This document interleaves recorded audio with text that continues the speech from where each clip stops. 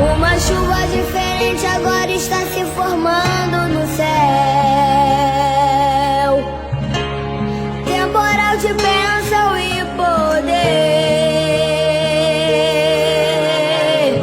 Um calor tão glorioso invade toda a igreja. 500 graus de puro fogo, santo e poder, pra fazer enfermidade desaparecer.